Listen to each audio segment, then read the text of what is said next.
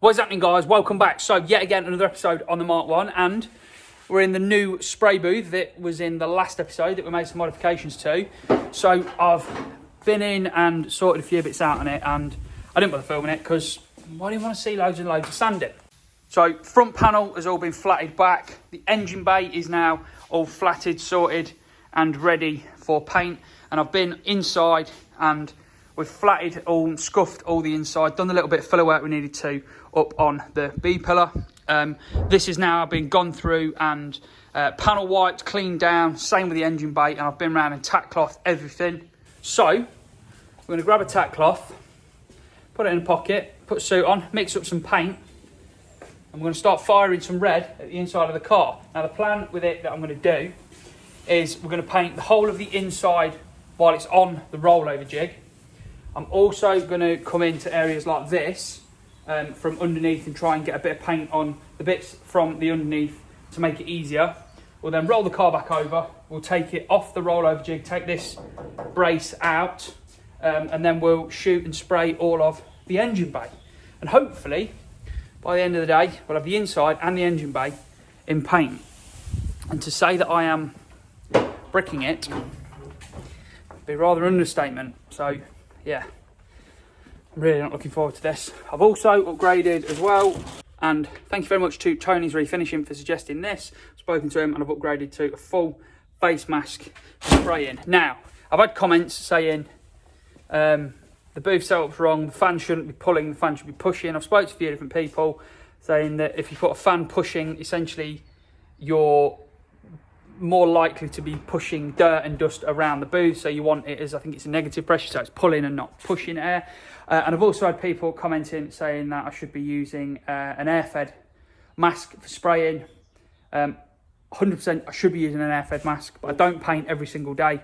It's sort of 20-minute bursts here and there sporadically. It's still not going to be doing me any good, but I've got a £120 mask that is going to help. I can't afford £600 for a proper air-fed mask. So that's why I'm not using them, and that's why we're doing the best with what we've got that we can. I've put the other fan in as well, and that makes a hell of a difference to how much it sucks dirt out, because when I was cleaning the car down, sanding it and cleaning it down, there was hardly any dust anywhere, so it's pulling it out nicely. So anyway, waffle. Let us get some paint mixed. Start spraying some paint. Before we get on with any of that, I just wanted to say that the competition to win my Fiesta ST180 track car is still live. There's still tickets available. I'll put a link in the description for all of it. We're helping out men's mental health charity as well, and his man club, by donating some money to them if we sell the competition out as well. So go and grab some tickets, tell your friends about it. You can win that car for £10. Competition ends on the 4th of March 2022. Get your tickets. Right, let's get back to it.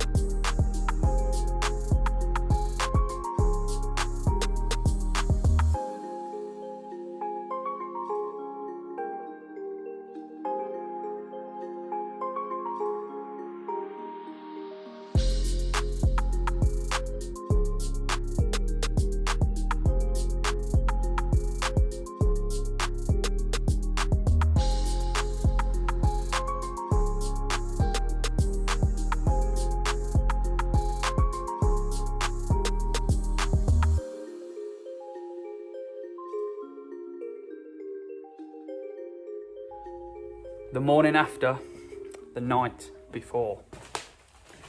Let's show you this. I think we'll take that as a success.